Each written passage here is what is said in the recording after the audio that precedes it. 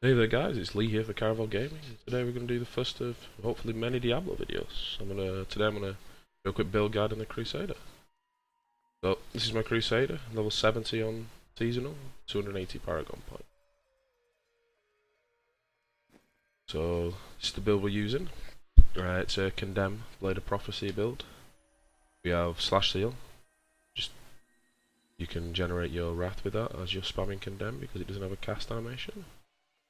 Provoke charged up, or when you're on a single target situation and get some more wrath, plus the 50% weapon damage. Lightning's lovely. Steed charge endurance, gets you around. Laws of Justice immovable object. This is my setup for Greater Rifts. Gives you a ridiculous amount of armor because it synergizes quite nice with the next ability, Aracrach Champion Prophet.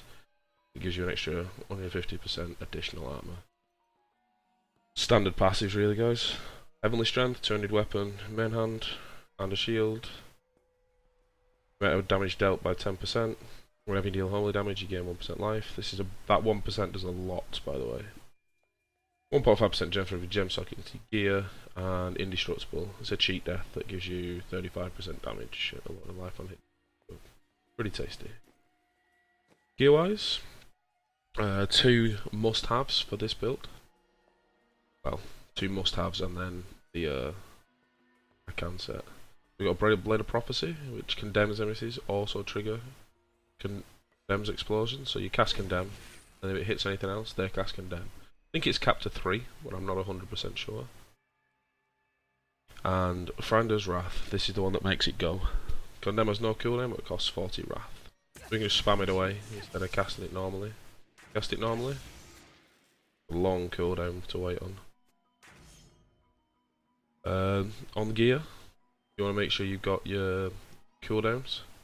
So you've hit roughly 55, I think it is 55, 56. I've got a nice little overlap on my Aracrach Champion, which will keep me up continuously. Nice cooldown reduction. Chunk of holy damage could obviously be. Resistances, they don't look that impressive, but pop our cooldown. That's the Laws of Justice. We come up to a ridiculous amount of toughness, 30k. And we've also got the resistance potion as well. I ideally want this to be armor to stack with the Aracrach Champion a bit better as well. Legendary gems, I'm using Minari to drop with the Star Weaver for the smite. Wreath of Lightning for procs and the move speed. And Burn of Powerful. Now, Wreath of Lightning you can swap out for Burn of the Trapped for higher levels Wraiths, just to get that extra damage.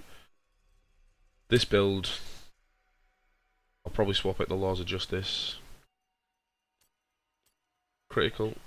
And then this is basically your speed farming build for T6 Rifts, which I'll show you in the next video. So we've got, these should all be flawless gems obviously. Vigilante Belt. It's the only belt that really gives you cooldown. This is how we've cheated a bit on our cooldown reduction. We've got the Leorit's Crown, pretty good one, 96, with a cooldown gem in. So that gives us a lot of cooldown. So yeah, that's basically the build guys. You just I'll show you quickly in just pop into Halls of Agony level 2 I think. There was a nice group of mobs around there. And show you it blowing stuff up. Back to our champion. You can see just blowing the crap out of everything. The best thing is with Aracrach's Prophet, after your indestructible is triggered and you've got no health left, if you then take another hit, your Aracrach's Champion heals you up to full. So you have 2 cheat deaths in this build. 2 cheat deaths. As you can see, it just utterly rips through T6.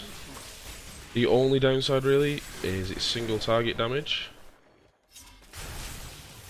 And you kind of struggle a little bit killing those Rift Guardians in a decent amount of time in Greater Rifts. We rely a lot on the Smite Gem to do that. But I really like this build for basically doing things quickly.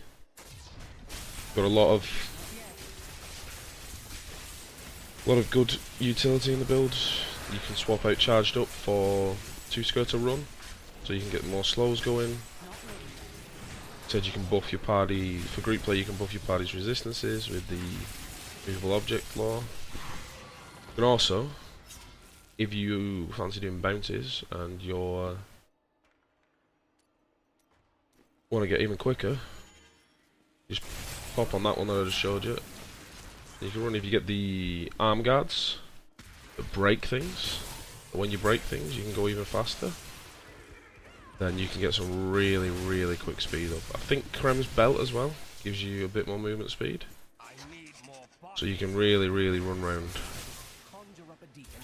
Lots of movement speed. Get your bounty farming done quickly for your Ring of Road Rangers.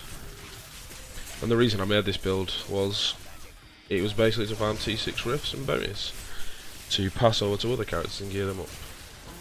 Plus I got really lucky and the Blade of Prophecy and the shield dropped within half an hour of each other. I'm probably looking to upgrade to the pony build at some point, but when I need a furnace to match my damage on that. So that was the indestructible blowing us up, but if you look, we get this bubble and we're fine. And if we would take lethal damage now, we'll pop straight back up again. And then every time we reset Akarat's champion, that will give us another cheat death as well. As you can see, all my abilities come off cooldown really quickly.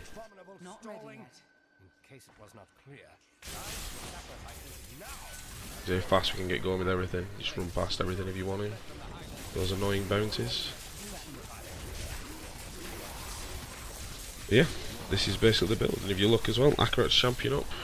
We ignore the CC part of being the frozen affixes. Still take damage from the actual explosion. So you have to be careful from that. There's no knockback. No frozen. No jailer.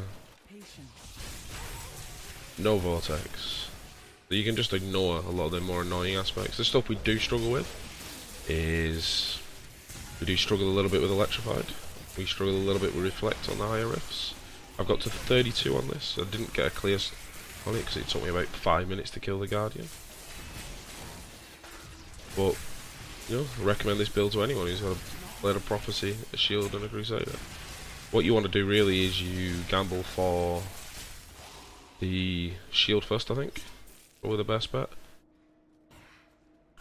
Because there's less shields than there are two-handed weapons. Once you get the shield, you can fudge stuff around and try and get that working without the explosion. Another thing you can do, which is really fun, is if you swap out Unleashed on Condemn, swap it for Vacuum, you can have a bit of a laugh sucking everything in. It's got delayed cast now, so you can have like, I think it's 2.4 channeling at once.